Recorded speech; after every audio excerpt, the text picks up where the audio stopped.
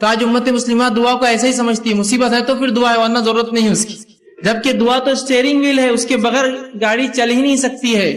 تمام مرحلوں میں زندگی کے صبح سے لے کر شام تک، داخل کہیں ہونے سے باہر نکلنے تک، ہر اس میں نبی اکرم صلی اللہ علیہ وسلم نے دعا دعا دعا دعا دعا اتنی دعائیں سکھائی کہ جس کی کوئی انتہا نہیں یاد رکھی۔ دعاؤں کے تعلق سے امت مسلمہ میں ایک بہت بڑی غلط فہمی ہے کہ اس کی اہمیت کو، اس کو ایک عبادت تسلیم ہی نہیں کیا ہم نے صرف اس کو ایک ایسا عمل تسلیم کیا کہ جب کبھی آپ مصیبت میں ہو تو دعا کر لو، یا میں مصیبت میں ہوں تو آپ دعا کر لیں میرے لیے۔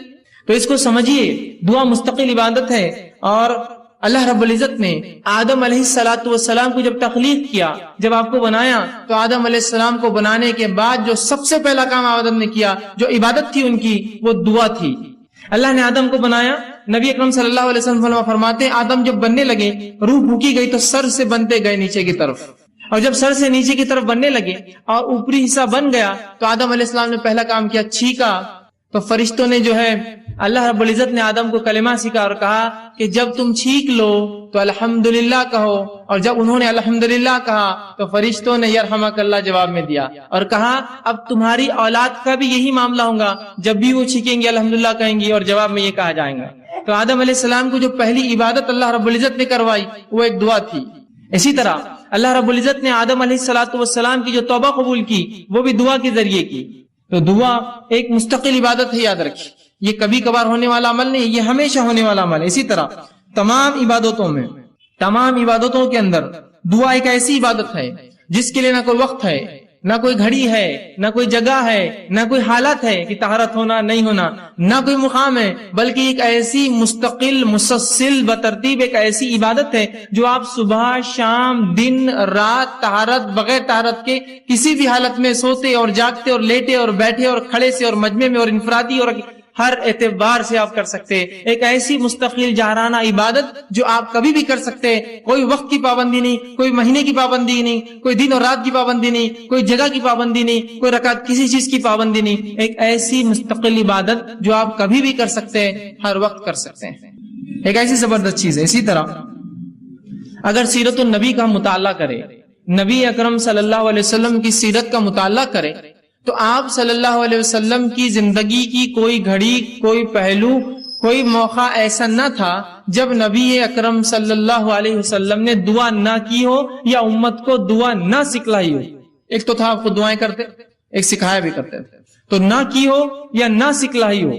آپ دیکھیے نا، آپ صبح اٹھے، اٹھنے کی دعا، آپ لوگوں سے ملاقات کیے، ملاقات کرنے کی دعا، سلام کرتے ہیں، بیت الخلاء میں داخل ہوئے صبح اٹھ کر، اس کی دعا، بیت الخلاء سے باہر آئے، پیشاب پخانہ کر کے آپ جو طہارت خانے سے باہر آئے، اس کی ایک دعا، آپ نے وضو شروع کیا، اس کی ایک دعا، آپ نماز کے لیے نکلے، مسجد پہنچے، مسجد میں داخل ہونے کی دعا، مسجد میں فجر کی نماز پڑھی، نماز کے اندر مختلف دعائیں جو شروع ہوتی ہے ثنا سے لے کر تو تسلیم تک، مطلب تکبیر سے لے کر تسلیم نماز ختم ہونے تک، مسجد سے باہر نکلے تو پھر اس کے بعد مسجد سے نکلنے کی دعا، گھر میں داخل ہوئے تو گھر میں داخل ہونے کی دعا، گھر سے نکلے تو گھر سے نکلنے کی دعا، لباس پہنا تو لباس پہننے کی دعا، اسی طرح جو ہے نیا لباس پہنا، نیا لباس پہننے کی دعا، نئے پھل دیکھے، نئے پھل دیکھنے کی دعا، ہر چیز کی دعائیں سکھائے۔ سواری پہ سوار ہوئے تو اس کی ایک دعا، سواری سے اتر رہے اس کی ایک دعا، شہر میں داخل ہوئے اس کی ایک دعا، شہر سے باہر نکلے کوئی نئے اس کی ایک دعا۔ تو گویا صبح سے شام تک کوئی ایسا زندگی کا مرحلہ نہ ہوگا جس میں ہم دعا نہیں کرتے، حتیٰ کہ طہارت کے معاملے میں بھی دعا ہے کہ بیت الخلاء میں جا رہے اپنے جو ہے طہارت کے لیے تب بھی دعا، وہاں سے نکل رہے تب بھی دعا، حتیٰ کہ ایک انسان اپنے بیوی کے ساتھ ہو تو اس عمل سے پہلے جو اس کے لیے جائز ہے اس سے پہلے بھی دعا۔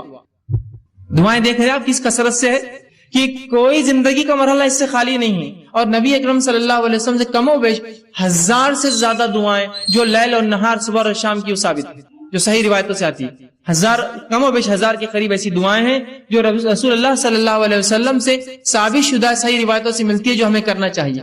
تو کوئی مرحلہ رسول اللہ صلی اللہ علیہ وسلم کی سیرت کا مطالعہ کرے تو نہ گزرا ہو جس میں آپ نے کوئی دعا نہ کی ہو یا دعا نہ سکھائی ہو۔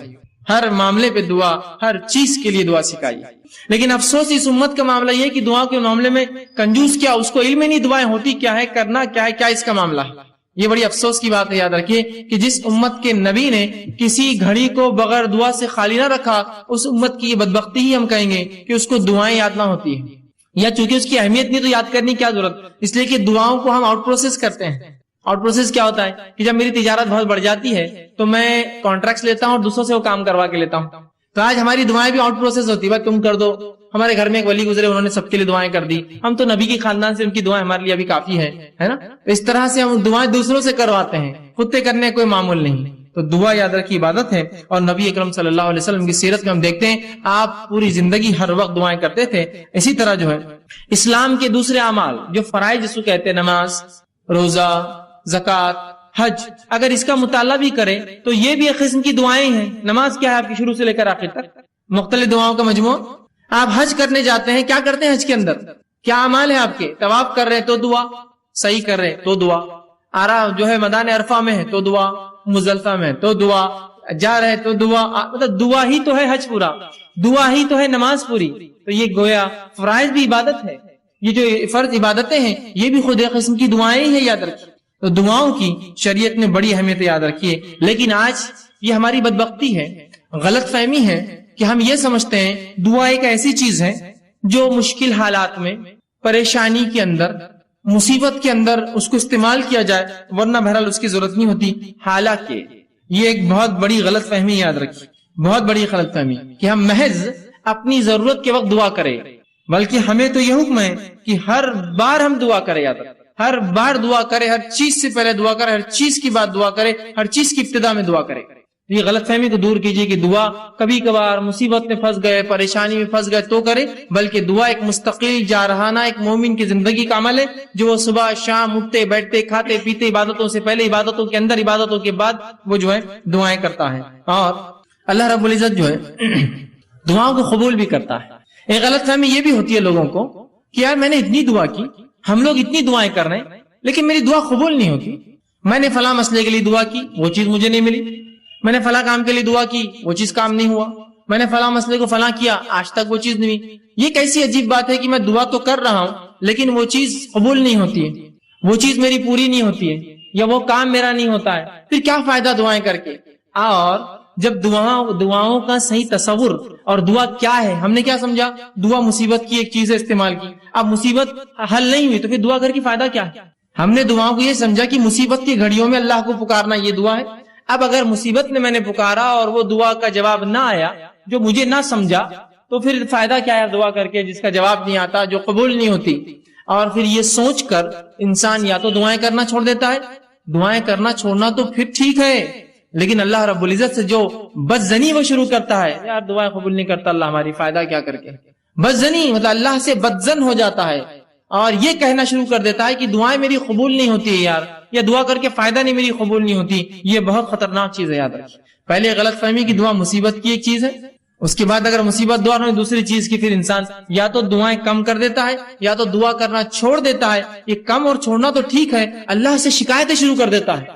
کیسا اللہ میری دعا قبول نہیں کیا فائدہ یار دعا کر کے، اپنی قبول نہیں ہوتی تو کر کے کیا فائدہ؟ یہ سب سے خطرناک مرحلہ یاد رکھیے. اس میں انسان پھر جو ہے اس دائرے سے نکل جاتا ہے اور اکثر لوگ اس چکر میں جا کے شرک اور کفر تک پہنچ جاتے ہیں. کیسے؟ انشاءاللہ آگے میں رکھوں گا. جبکہ اللہ رب العزت نے اپنی کتاب میں اعلان کیا کہ تم دعا کرو، میں تمہاری دعاؤں کو قبول کروں گا. جس طرح میں نے ایک آیت آپ کے سامنے خطبے میں 2 آیتیں تلاوت کی. ایک آیت سورہ غافر سورہ نمبر 40، اس کی آیت نمبر 60 میں نے تلاوت کی. اس میں اللہ فرماتا اور کہتا ہے وقال ربکم ادعونی استجب لکم، کہ تمہارا رب تم سے کہتا ہے، یا اللہ رب العزت کہتا ہے کہ تم اس سے دعا کرو، استجب لکم، میں تمہاری دعاؤں کو سنوں گا. کون کہہ رہا ہے یہ؟ اللہ کہہ رہا ہے تم دعائیں کرو اے مسلمانوں، میں تمہاری دعاؤں کو سنوں گا. استجب لکم ان الذین یستکبرون عن عبادتی، اور جو میری دعائیں نہیں کرتے، مجھ سے دعائیں نہیں مانگتے اور تکبر کی بنیاد پہ نہیں مانگتے. جو اللہ فرماتا ہے یستکبرون عن عبادتی، جو دعاؤں کو نہیں کرتا تکبر کی بنیاد پہ، اور دعا عبادت چونکہ یہاں لفظ ہے ان عبادتی، جو دعاؤں کی شکل میں میری عبادت نہیں کرتا تکبر کی بنیاد میں، سیدخلون جہنم داخرین، ایسے شخص کو میں جہنم کے اندر ڈال دوں گا.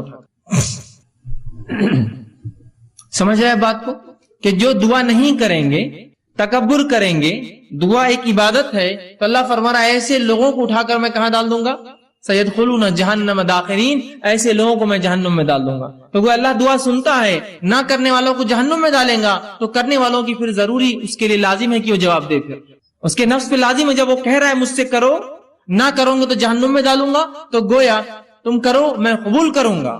یہ اس کا معنی ہے. دوسری آیت جو میں نے تلاوت کی سورہ بقرہ سورہ نمبر 2 آیت میں 186 میں اللہ نے فرمایا وَإِذَا سَأَلَكَ عِبَادِي عَنِّي فَإِنِّي قَرِيبٌ، کہ میرے بندے اے نبی تم سے سوال کرتے ہیں صلی اللہ علیہ وسلم کہ میرے بندے سوال کرتے سال کے بعد انی میرے بارے میں فانی قریب. اگر قرآن کا آپ اگر طرز دیکھیں, قرآن کا جواب دینے کا اگر انداز اور اسلوب دیکھیں, قرآن میں جب بھی رسول اکرم صلی اللہ علیہ وسلم سے سوال ہوا تو اللہ نے فرمایا وہ تم سے پوچھتے ہیں فلا کہہ دو قل, وہ تم سے پوچھتے ہیں چاند کے بارے میں کہہ دو قل کے لفظ آتے ہیں.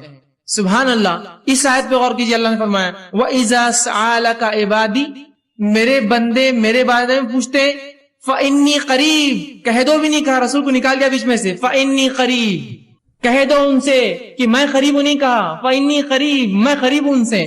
مطلب گویا جملے اور الفاظ کے اعتبار سے اس کے اندر قالا کا لفظ بھی نہیں آیا کہ نبی تم کہہ دو قل ان سے, یا قال یہ تم ان سے کہہ دو کہ میں قریب ہوں. رسول اکرم صلی اللہ علیہ وسلم کو بھی وہاں سے نکال کر انی قریب سیدھا جواب دیا گیا. حالانکہ سورہ بقرہ اٹھائیے, سوالات کا ایک سلسلہ ہے سورہ بقرہ میں, ہر سوال کے بعد آتا ہے کہ آپ سے سوال کرتے قل ان سے جواب کہہ دو, قل ان سے کہہ دو, قل ان سے کہہ دو, کہ اس کا معنی یہ. یہاں جب سوال ہوا کہ میرے بندے پوچھتے میرے بارے میں تو رسول اللہ صلی اللہ علیہ وسلم کو قل بھی نکال دیا, فانی قریب, سیدھا اتنا قریب ہوں کہ مجھے یہ بھی کہنے کی ضرورت نہیں ہے نبی آپ کہہ دو میں قریب ہوں. تو کہا وَإِذَا سَأَلَكَ عِبَادِي أَنِّي فَأَنِّي قَرِيب, جب میرے بندے پوچھتے ہیں میرے بارے میں نبی آپ سے کہہ دو کہ میں ان سے قریب ہوں. اجیب الدعوۃ الداعی اذا دعان, اور جو بھی مجھ سے دعا کرتے ہیں میں ان کی دعاؤں کو قبول کرتا ہوں, ان کی دعاؤں کا جواب دیتا ہوں. اور فرمایا فَلْيَسْتَجِبُوا لِي, تو انہیں چاہیے وہ صرف میرے سے ہی دعا کریں, مجھے سے ہی مانگے. وَلْيُؤْمِنُوا بِي, اور مجھ پر ایمان لائے. لَعَلَّكُمْ يَرْشُدُونَ, شاید کہ وہ ہدایت یافتہ ہو, شاید کہ وہ رشد و ہدایت پر قائم رہے. تو یہاں اللہ رب العزت نے اس کی وضاحت کر دی کہ اے لوگو تم پوچھتے ہو میرے بارے میں قریب ہوں, تمہاری دعاؤں کو سنتا ہوں, لہٰذا تم صرف مجھ ہی سے دعا کرنا تاکہ تم جو ہے رشد و ہدایت پر رہو. وَلْيُؤْمِنُوا, ایمان مرحل شرط ہے ہر چیز کے لیے, تو میں ایمان والوں کی دعائیں قبول کرتا ہوں. اور آگے فرمایا جو ہے تاکہ تم رشد و ہدایت پر قائم رہو. تو یہاں اس آیت نے وضاحت کر دی. اسی طرح رسول اللہ صلی اللہ علیہ وسلم نے فرمایا اور کہا, جامع ترمذی کی روایت آپ نے فرمایا ان الدعاء هو العبادہ, دعا عبادت ہے, عبادت ہے دعا, یاد رکھیں. اسی طرح فرمایا جامع ترمذی کی یہ بھی روایت ہے الدعاء مخ العبادہ, دعا عبادت کا مغز ہے, یہ عبادت کا مغز ہے. نماز دعا, حج دعا, یہ مغز ہے. دیکھیے ہر کسی چیز کے بعد دعا ہے نا, حج کے ارکان کر رہے دعا کر رہے, اس میں مغز ہے نا اس کا. تو دعا عبادت کا مغز ہے, یہ اتنی اہم چیز ہے, اس کو امت جو ہے غور کرے اور اس چیز کو سمجھے. اسی طرح اب جب میں نے یہ کہا اللہ کہتا ہے دعائیں کرو اور اللہ دعائیں قبول کرتا ہے, تو اللہ رب العزت دعاؤں کو کیسے قبول کرتا ہے, اس کا کیا طریقہ ہے؟ آئیے اس سے پہلے ایک حدیث دیکھتے ہیں جو دعاؤں کی قبولیت کے تعلق سے کہ اس کی مختصر صورتیں کیا ہوتی ہیں. جب میں نے کہا اللہ دعائیں قبول کرتا ہے تو اللہ دعاؤں کو کیسے قبول کرتا ہے, اس کا طریقہ کیا ہے؟ کیا جو میں مانگوں وہ کر دیتا ہے؟ طریقہ کیا؟ آئیے سنیے. نبی اکرم صلی اللہ علیہ وسلم فرماتے ہیں, مسند احمد کی روایت ہے, ابو سعید خدری رضی اللہ عنہ حدیث کے راوی فرماتے ہیں آپ صلی اللہ علیہ وسلم فرمایا کہا مسلمان دعا کرتا ہے جس میں گناہ اور خطا رحمی کی اگر بات نہ ہو. ایک مسلمان اللہ سے دعا کرتا ہے جس میں گناہ کی بات نہ ہو, اللہ مجھے زنا آسان کر دے یا مجھے فلاں نہیں, گناہ کی بات نہ ہو, اور قطع رحمی رشتے توڑنے کی بات نہ ہو کہ اللہ میرا رشتہ ان سے توڑ دے میں ان سے فلاں کرتا ہوں, جس میں گناہ کی بات نہ ہو, رشتے توڑنی قطع رحمی کی بات نہ ہو, تو آپ صلی اللہ علیہ وسلم فرماتے ہیں اللہ 3 میں سے ایک ضرور عطا کرتا ہے. جب بندہ اللہ سے دعا کرتا ہے جو گناہ کی نہ ہو, پہلا شرط, دوسرا قطع رحمی رشتے توڑنے کی نہ ہو, تو اللہ 3 میں سے کوئی ایک کام اس کے ساتھ کرتا ہے. غور سے سنیے تاکہ وضاحت ہو جائے کہ اللہ دعائیں بولتے ہیں نا اس میں قبول نہیں کرتا ہے, تو کیا کرتا ہے سنیے. 3 میں سے کوئی ایک کام, پہلا دعا کے مطابق خواہش پوری کر دیتا ہے. اے اللہ مجھے فلاں گاڑی چاہیے, گاڑی مل گئی, دعا کے مطابق خواہش پوری کر دی. اے اللہ مجھے فلاں گھر چاہیے, گھر مل گیا, دعا کے مطابق خواہش پوری کر دی. اے اللہ مجھے فلاں جو خاتون سے نکاح کرنا ہے, دعا کے مطابق آپ کو کر دیا, وہ چیز آپ کو عطا کر دی. اے اللہ میرے والدین کو صحت عطا فرما, دعا کے مطابق صحت عطا ہو گئی. تو جو مانگتا ہے مل جاتا ہے, پہلی شکل. دوسری صورت دعا قبول ہونے کی, سنیے آپ فرماتے ہیں دعا کو آخرت کے لیے اٹھا کے ذخیرہ بنا دیتا ہے. دعا کو اللہ لے لیتا ہے اور اٹھا کر آخرت میں ذخیرہ بنا دیتا ہے. اینڈ ٹائمز کا سٹاک, مرنے کے بعد کی زندگی کے لیے ایک سٹاک بنا کے رکھ دیتا ہے, آخرت کا ذخیرہ بنا دیتا ہے. اور تیسرا فرماتے ہیں دعا کے برابر مصیبت کو ٹال دیتا ہے. دعا کے برابر آپ نے دعا مانگی اللہ مجھے گاڑی دے, اب بولیں گاڑی نہیں ملی مجھے, دعا کے برابر مصیبت ٹال دی. ہو سکتا ہے گاڑی لیتے ایکسیڈنٹ ہو کے مر جائے, دعا کے برابر مصیبت ٹال دی, گاڑی نہیں دلائی آپ. دعا کے برابر مصیبت ٹال دی تو آپ کی دعائیں اللہ نہیں قبول کر کے در حقیقت قبول کر رہا ہے, وہ اس کا بدلہ دے رہا ہے آپ کو. مطلب مجھے لگ رہا ہے کہ یہ چیز میرے لیے اچھی ہے, پتا چلا اس میں تو میرے لیے شر تھا, اللہ نے بچا لیا, بعد میں الحمدللہ میں بچ گیا, ورنہ وہ چیز لے کے پھنس جاتا ہوں. سمجھے آپ؟ تو نہیں قبول کر کے قبول کرتا ہے آپ کی دعا. وہ 3 شکلیں, پہلی ہو بہو جو مانگا عطا ہوا, دوسری شکل آخرت کے لیے توشہ ذخیرہ بنا کے اعمال میں رکھ دیا, تیسری شخص دعا کے برابر مصیبت ٹال دی جاتی ہے. صحابہ نے کہا اللہ کے رسول تب تو ہم کثرت سے دعائیں کریں گے, مطلب دعا میں نقصان کچھ ہے نہیں, صرف فائدہ ہے, تب تو ہم کثرت سے دعائیں کریں گے. تو آپ صلی اللہ علیہ وسلم فرمایا اللہ کے پاس بہت خیر ہے, تم جتنی چاہو کرو, اس کے خزانے بہت زیادہ ہے, کم نہیں ہونے والے, کرتے رہ جاؤ. اور ایک دوسری روایت میں آپ نے فرمایا ایک بندہ اللہ کے پاس جائے گا, اس کا حساب کتاب ہوگا, وہ کہیں گے اللہ میں نے یہ اور یہ عمل تو کبھی زندگی میں نہیں کیے تھے, مطلب کچھ ایسے عمل اس کے نام عمل میں ہوں گے جو اس نے کیے نہ ہوں گے. وہ کہیں گے اللہ یہ کیا ہے, تو اللہ کہیں گا یہ وہ تیری دعائیں تھی جو میں نے قبول نہیں کی تھی جب تو نے مانگی تھی دنیا میں. تو وہ بندہ کہیں گا کاش کہ میری اللہ کوئی دعا قبول نہ کرتا, اس لیے کہ اتنا اجر ملے گا نہیں قبول ہونے والی دعاؤں کا جسی کو انتہا نہیں. تو کہیں گا کاش ہے اللہ تو میری ایک بھی دعا قبول نہ کرتا دنیا میں, آج اس کا اجر ملتا. تو کیا ہوتا اس اجر بڑھنے سے, نام اعمال نے وزن نیکیوں کا بڑھنے سے اس کے مقامات بلند ہوتے تھے جنت. تو کہیں کاش ایک بھی دعا اللہ دنیا میں قبول نہ کیا ہوتا تو نے میری. تو 3 میں سے ایک ملتا ہے, یاد رکھیے. اب کوئی دعائیں نہ چھوڑے, اللہ سے ناراض نہ ہو, اللہ سے رسوائی کا اظہار نہ کرے اللہ میری نہیں سنتا ہے, وہ سن رہا ہے آپ کی, آپ کو 3 میں سے ایک دے رہا ہے. دعا کے بدلے دعا جو مانگا وہ دے رہا ہے, یا اس کے بدلے آخرت کے لیے اٹھا کے رکھ رہا ہے, یا اس کے بدلے آپ کو اور مجھے اس کے برابر مصیبت کو ٹال دے رہا ہے, مصیبت کو ٹال دے رہا ہے. اور کیوں نہ ہو, ہم لوگوں کے لیے کچھ چیزیں ایسی ہوتی ہیں ہم ظاہر کو دیکھتے ہیں نا, اللہ جو ہے باطن کا جاننے والا ہے, وہ زیادہ بہتر جانتا کیا اچھا اور کیا نہیں. میں دعائیں مانگ رہا ہوں, اور اللہ نے قرآن میں فرمایا سورہ بقرہ میں انسان کبھی کبھار اپنے لیے دعاؤں کی شکل میں بد دعائیں مانگتا ہے, دعائیں نہیں ہوتی بد دعائیں مانگتا ہے. وہ قسم سے اللہ اس کو نہ قبول کر کے رحم کرتا ہے ہم پر.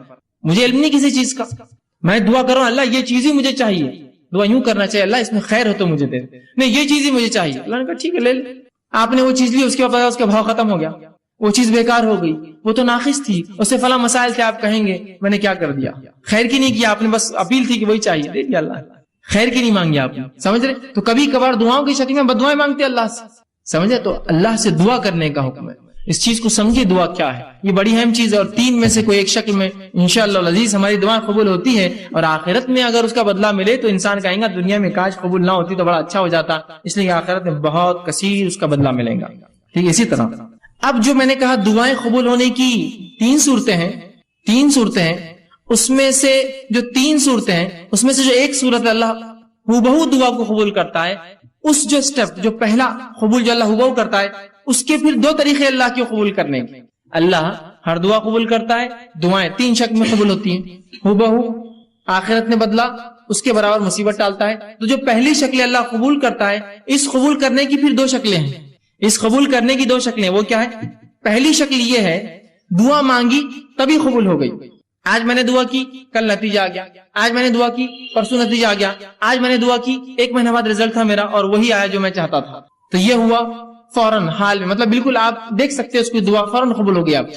اور کبھی اس دعا کو اللہ بعد میں قبول کرتا ہے, بہت لمبے عرصے کے بعد, کتنا عرصہ ہم نہیں جانتے, بہت دن بعد کرتا ہے. لیکن تو جو پہلی شکل ہے پھر اس کے 2 ٹائپس ہوتے ہیں, پہلا فوراً, دوسرا تھوڑا وقت کے بعد. آئیے اس کی مثالیں ہم دیکھتے ہیں. جس میں دعا جو فوری قبول ہو جاتی ہے اس کی ایک مثال ہے, صحیح بخاری کی روایت ہے. آپ صلی اللہ علیہ وسلم فرماتے ہیں 3 لوگ تھے بنی اسرائیل سے, اور وہ جنگل میں تھے, زوردار بارش ہونے لگی, تینوں نے گفا میں پناہ لے لی. اچانک اوپر سے ایک پتھر گرا اور گفا کی منہ پہ آ کے لگ گیا, گفا بند ہو گئی. تینوں نے کہا اپنے اپنے نیکی کا وسیلہ تلاش کرو اور اللہ کے سامنے ایسی نیکی بیان کرو جو نیکی خالص اللہ کے لیے کی ہوں گی تاکہ یہ مصیبت ٹل جائے. پہلے نے کہا اللہ میں نے اپنے والدین کے لیے جو ہے بکریاں چرا کر آیا تھا, والدین سو گئے, میں روز پہلے ان کو دودھ پلاتا, اس دن بعد میرے والدین سو گئے تھے, بچے حالانکہ میرے بھوک سے تڑپ رہے تھے, میں نے پھر بھی بچوں کو جو ہے دودھ نہیں دیا, پہلے والدین کے اٹھنے کا انتظار کیا, انہوں نے پیا, پھر میں نے بچوں کو دیا. یہ میں نے تیرے لیے کیا تھا, اگر تجھے یہ چیز پسند ہے تو جو ہے اس کو جو ہے تو تھوڑا اس مصیبت کو ہٹا دے.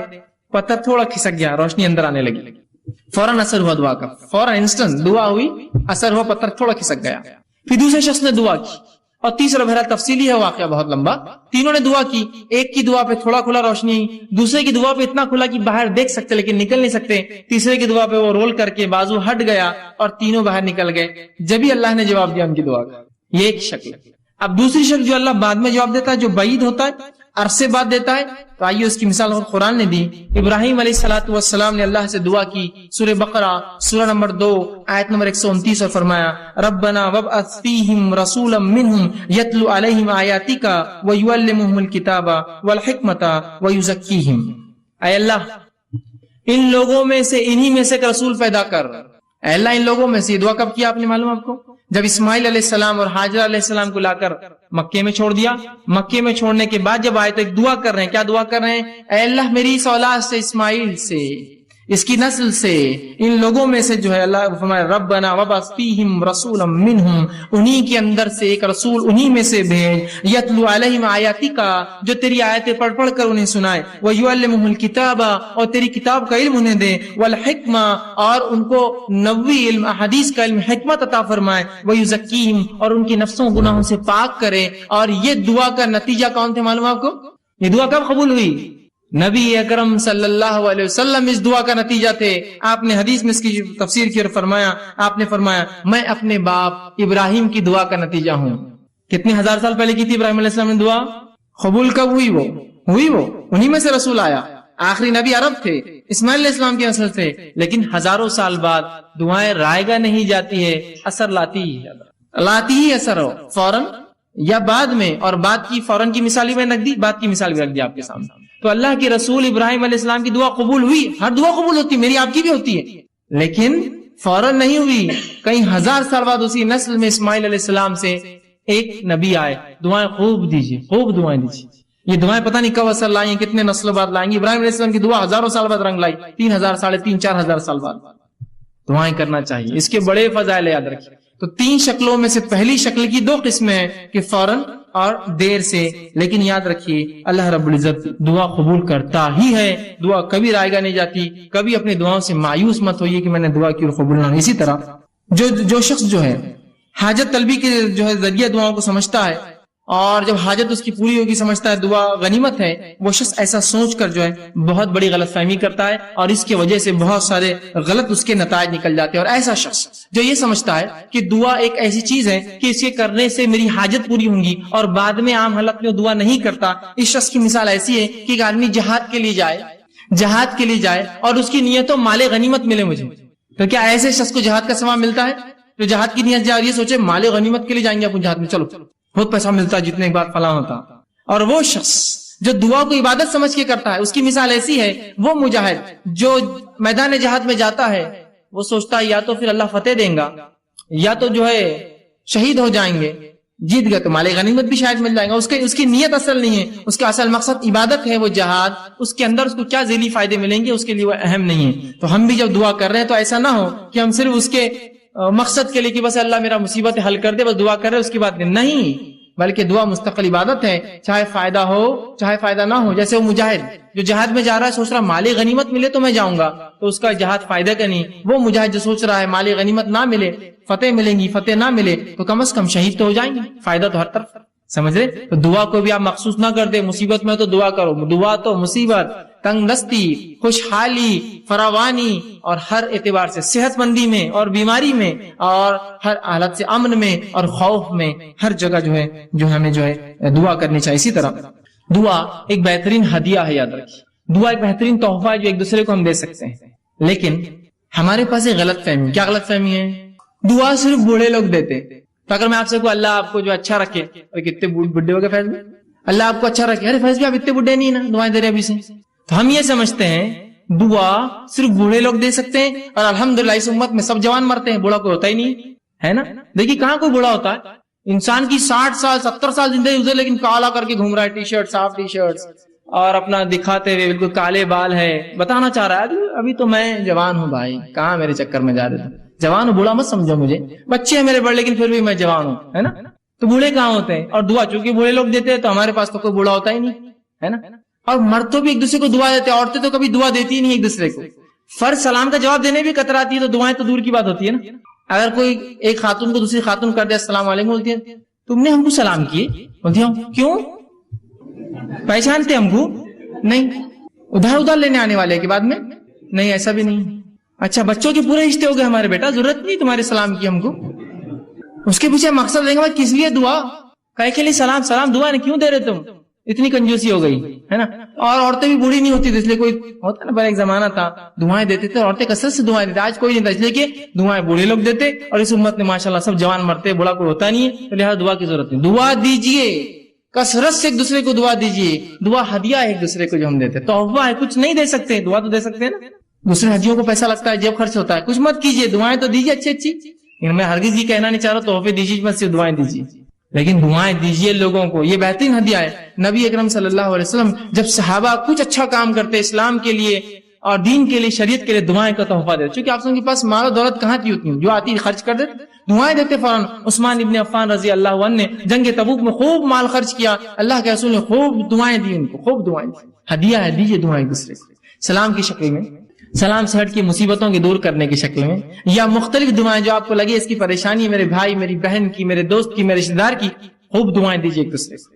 اور یہ دعاؤں کا چلن بالخصوص ہم دیکھتے ہیں ہند پاک میں، بر صغیر میں بہت کم ہے، چونکہ ہمارا تصور کچھ اور ہی ہے. ایک غلط فہمی کی بنیاد پر ہم دعا نہیں دیتے کہ تو میری دعا کہاں اللہ سنتا، میری کہاں قبول ہونے والی. دعاؤں کا معاملہ نہیں. لیکن آپ جائیں گے اگر اہل عرب کو آپ دیکھیں گے تو ماشاءاللہ ان میں آج بھی دعاؤں کا بڑا سلسلہ ہوتا ہے. کوئی بھی عرب سے آپ ملیے اتنی دعائیں دیں گے آپ کو، کیسے ہے، گھر کے حال کیا ہے، اللہ اچھا رکھے، اللہ برکت دے، اللہ تیرے مال میں برکت دے، بچوں میں برکت دے. خوب چلتی اس کی 5 منٹ دعائیں چلتے رہتی ہیں. پھر جاتے وقت 5 منٹ دعائیں، 2 منٹ کی اصل بات تھی، میں کام سے آیا تھا 5 منٹ دعائیں پہلے، 5 منٹ بعد دعائیں چلتے رہتی ہے اس کی. جانے جانے دعا کرتے رہیں گا اس کو، اللہ اچھا رکھے، فی امان اللہ، دعائیں کرتے رہیں گے. دعاؤں کو رکھیے، اس کو چلن معمول بنا دیجیے، اپنی زبانوں کو تر رکھیے دعاؤں سے ایک دوسرے کے لیے. کچھ نہیں تو کم از کم لفظی تو کنجوسی مت کیجیے. ایک دوسرے کو خالی دعائیں دینے میں کیا جاتا ہے، دعاؤں کو خوب یاد کیجیے، ایک دوسرے کو خوب دعائیں دیجیے. عربی نہیں آتی ہے ٹھیک، کوئی مسئلہ نہیں، اردو میں بولیے، کوئی عربی میں ہی کرنا شرط نہیں ہے. دعا سنت سے ثابت دعائیں اس کو عربی میں ہی کرنا، اس کا اصل ثواب تو تبھی ہے. لیکن نہ یاد ہو تو کم از کم اردو میں تو بول سکتے ہیں نا، اللہ اچھا رکھے، خوش رکھے، برکت دے، یہ تو اتنا تو بول سکتے ہیں نا. نہیں دعا دینے میں بہت شرم آتی. کیوں گالیں دینے میں شرم نہیں آتی تم کو کبھی؟ صرف دعا میں ہی شرم، تم کو پورے دینی کام میں شرم اور حیا اور سب آتی ہے. نماز پڑھو تو شرم آ رہی، دعا دو تو شرم آ رہی، یہ کرو تو شرم آ رہی، اذان دو تو شرم آ رہی. باقی سب ننگے دھڑنگے کاموں میں ہم کو شرم نہیں. کھل کر ڈٹ کر سڑک پہ کھڑ رہ کے پچکاریاں مار رہا، اس کو شرم نہیں آیا. کیا دعا نہیں بہت شرم آتی، دعا وہ اچھا نہیں دکھتا ہے، اتنے بڑے لوگ دعا دینا. یہاں پچکارے مارنے کی شرم نہیں آتی تم کو؟ تو جہاں شریعت ہے وہاں شرم اور حیا لالی، اور جہاں شرم و حیا ہونا تھا کہ سڑک پہ کھڑے کہ شرم کرو، تھوک رہے ہو تم سڑک پہ، ویسے سڑک پہ تھوکنا بھی درست نہیں، بیچ میں بازو جانا چاہیے، اور اس پر ایک گندی چیز کھا کے تھوکتے ہو جس سے دھبے لگتے ہیں عمارتوں پر، زمین خراب ہوتی ہے. اور میں ہمیشہ کہتا ہوں امت ہوتا ہے نا، امت مسلمہ کے اگر نوجوان کچھ جمع ہو جائے، کچھ افراد جمع ہو جائے اور جب وہاں سے چلے جائے تو آپ پہچان سکتے ہیں ہاں یہ مسلمان نوجوان جمع ہوئے ہوں گے وہ پچکاریوں کے دھبوں سے.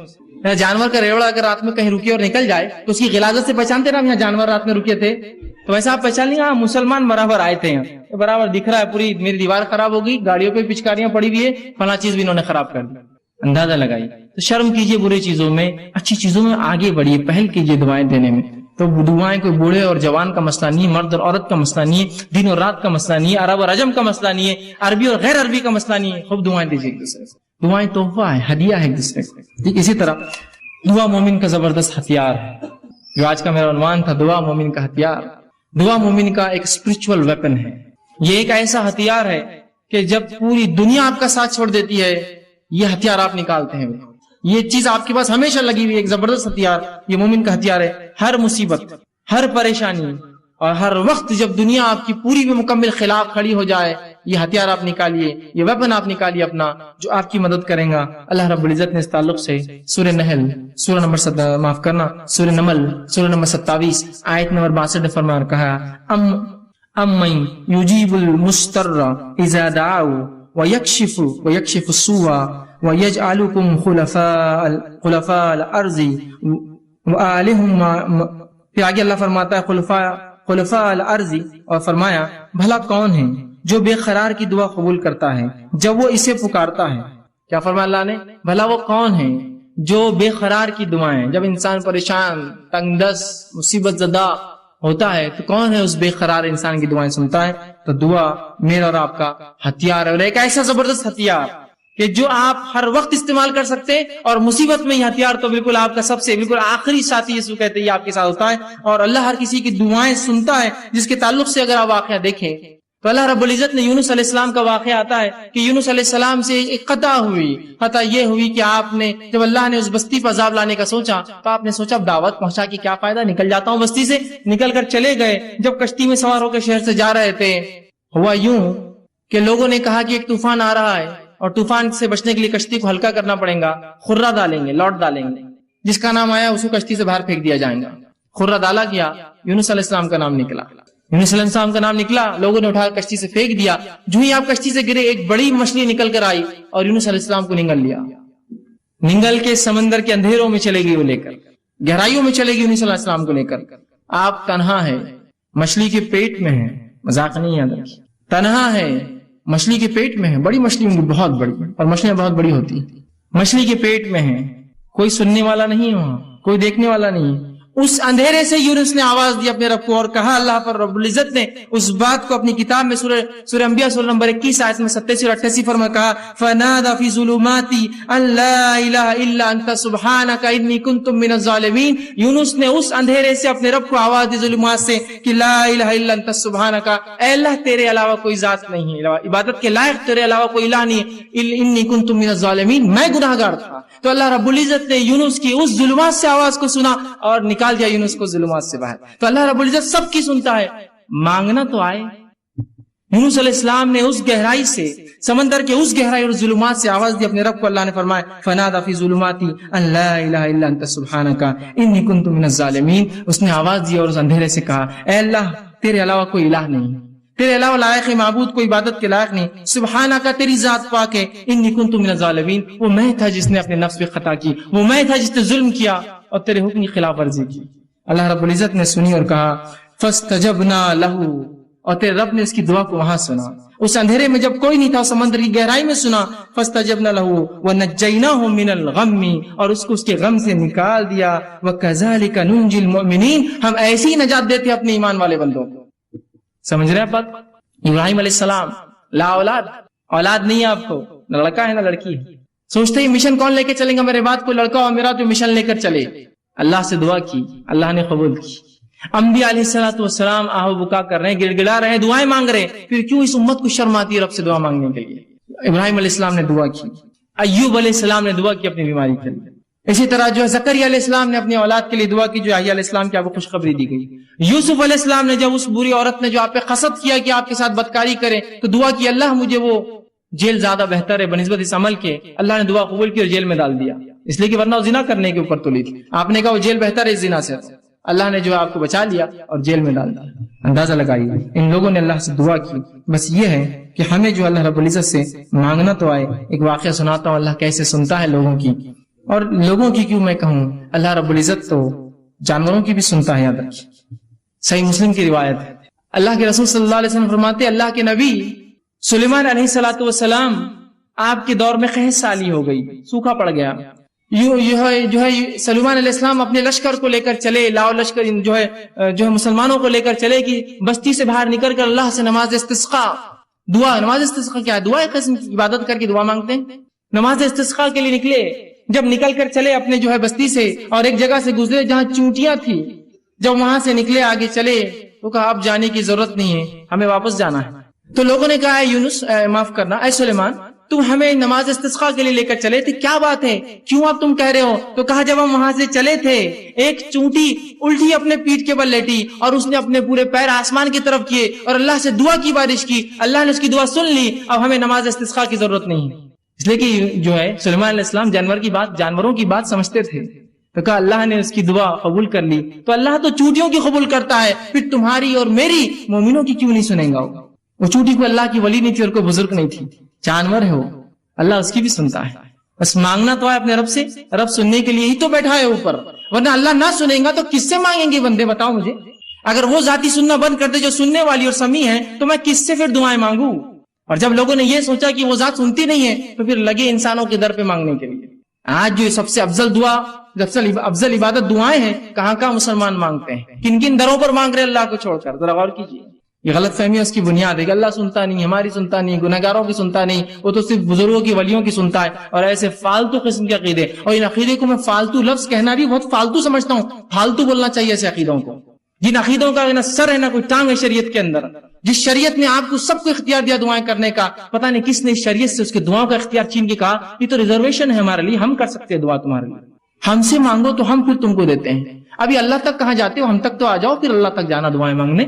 اس قسم کی باتیں کہہ کر مجھے اور آپ کو ایک افضل عبادت سے آج کاٹ کر رکھ دیا. اسی طرح جو ہے دعا کے بارے میں جو غلط فہمی ایک بہت بڑی وہ یہ ہے، لوگوں میں جو پائی جاتی ہے وہ یہ ہے، اللہ صرف نیکوکاروں کی سنتا ہے، گناہگاروں کی نہیں سنتا ہے. اللہ صرف نیک لوگوں کی، بزرگوں کی، پیروں کی، فقیروں کی سنتا ہے، اور وہ جو ہے سب کی نہیں سنتا، گناہگاروں کی نہیں سنتا. اور ہم تو گناہگار ہیں، آپ تو گناہگار ہیں، ہم تھوڑی دعا کر سکتے اللہ سے.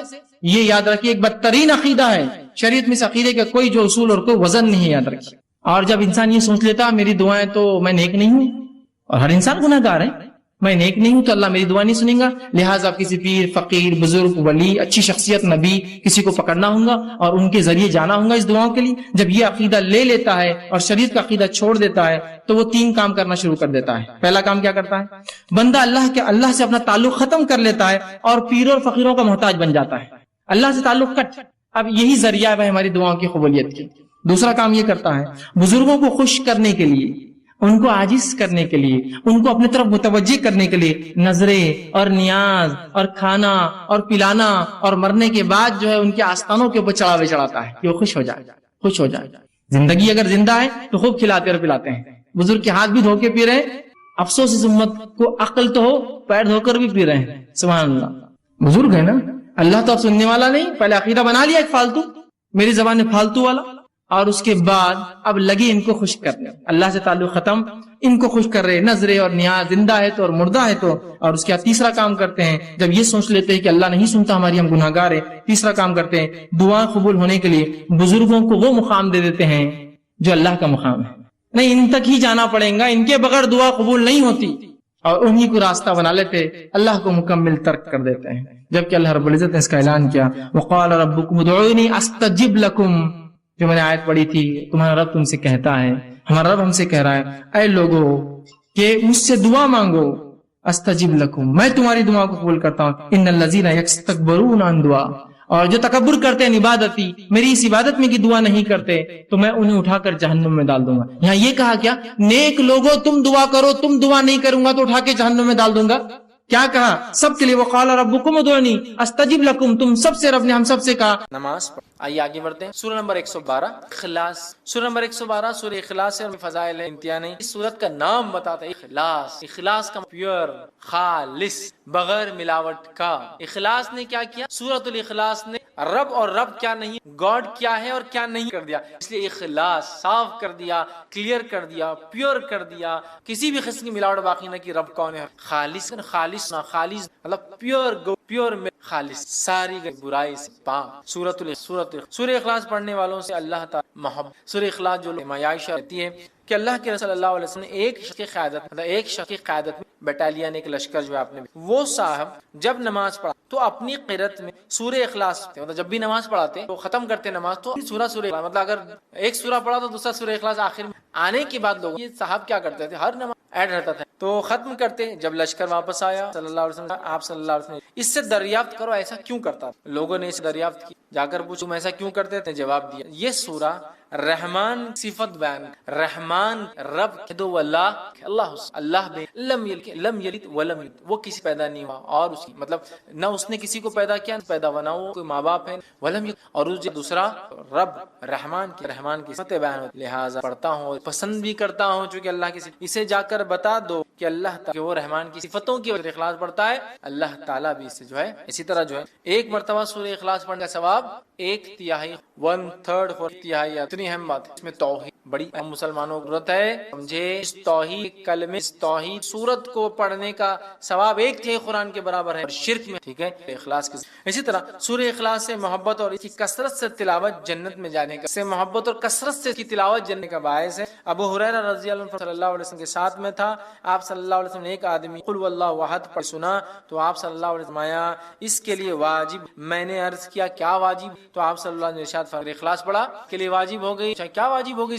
تو ابو کیا لگ رہا صرف قل اللہ احد اللہ الصمد لم یلد ولم یولد، ہاں جنت میرے واجب ہو گئی، یہ کلمے مطابق زندگی گزرے مجھ پر جنت، یہ کلمے کے مطابق میری زندگی گزرے اور میری موت اخلاص توحید پر ہی آئے، یہ میرے لیے اب جنت۔ تو آپ سمجھ اہم بات ہے سورہ اخلاص۔ اسی طرح جو ہے 10 مرتبہ سورہ اخلاص پڑھنے والے کے گھر تعمیر۔ اب آپ دیکھیں یہ پہلی صورت ہے جس میں کوانٹٹی کتنی بار پڑھنا، باقی کی تو آپ تعداد مت طے پڑھتے جائیں، یہاں کوانٹٹی اگر اس سے 10 بار پڑھی جائے کہ اسے جو ہے جنت میں گھر چاہیے 10 بار ایک آئی حدیث کے الفاظ مسند احمد کی روایت ہے، معاذ بن انس رسول اللہ صلی اللہ علیہ وسلم جس نے قل اللہ احد آخر تک 10 بار پڑھی اس کے اللہ جنت میں گھر تعمیر، جس نے اخلاص کو 10 بار پڑھا اللہ تعالیٰ اسے ایک گھر تعمیر، سمجھ رہے بات کو، گھر تعمیر کس شخص کے لیے؟ سورہ اخلاص کو 10 بار پڑھا۔ تو آپ دیکھیں کتنی بڑی فضیلت ہے کہ 10 ٹائمز کا ریسیٹیشن جنت میں ایک گھر، مذاق نہیں۔ اسی طرح شیطان کے وسوسے سے بچنے کے لیے سورہ اخلاص پڑھ کر بائیں جانب، بائیں مطلب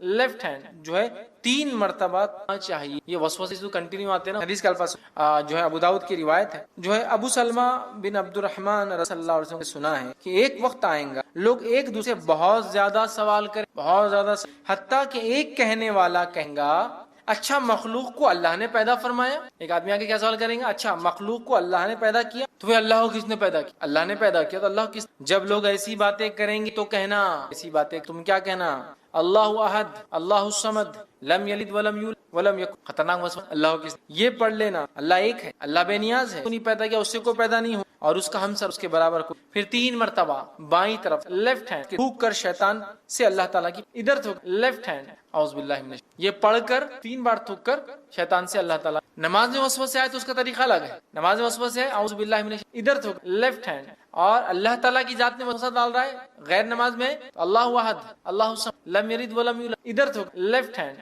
اب ایک چیز بول دیا ہوں تو اب کچھ لاجیکل آپ کو کچھ آنسر دیتا ہوں، بات سمجھ۔ اللہ کو بہت سارے وغیرہ ایسے دعوتی یا وہ لوگ جو اللہ کو نہیں، گاڈ کو۔ ایک ایگزامپل دیکھیں، اگر کوئی بول رہا ہے کہ بی کو کس نے پیدا کیا، سی کو کس نے پیدا کیا، ڈی کو کس نے پیدا کیا، ہم کہہ رہے کوئی نہ کوئی تو فرسٹ ہوگا جس کو کس نے پیدا کیا ہوگا، وٹ نیچرل۔ آپ کتنا بھی لمبا جائیے، جانے کے بعد ایک سرٹن پوائنٹ پہ آ کے آپ کو یہ بات تو ماننا پڑیں گی کوئی ایک تھا جو بغیر بنائے بنا ہے۔ اللہ کو کس نے پیدا کیا، اس کو کسی نے پیدا کیا تو اس کو پیدا کیا، پھر بات تو وہی چاہ کے پھر جو فرسٹ ہے پھر وہی ہوگا، اس کو کس نے پیدا کیا۔ کوشچن تو اینڈ لیس ہے۔ تو ہم کہہ رہے ہیں جو نہیں پیدا ہوا اللہ ہے اور جس سے سب کچھ پیدا ہوا، کوئی بتا بی کو کس نے کیا تھا، آپ بول رہے سی تو ہوگا نا، کوئی تو کس نے پیدا کیا تھا ڈی ہوں گا، اچھا ڈی کو کس نے کیا تھا ای ہوں گا، تو اینڈ لیس چلتی جا رہی بات۔ تو کوئی نہ کوئی ایک ہے ذات جس سے ابتدا ہونا چاہیے پورے کائنات۔ اس بات پہ یہ میں نے صرف لاجیکل آپ کو کبھی خیال آتا ہے تو اللہ میں شیطان تانو طریقہ بھی اب یا ایمان کی دعا ہے رضیت ربوں وبالعزت، یہ خاص طور سے ایسے سوال کوئی لائے تو آپ فرمایا اللہ ختم، لاجیکلی آپ کو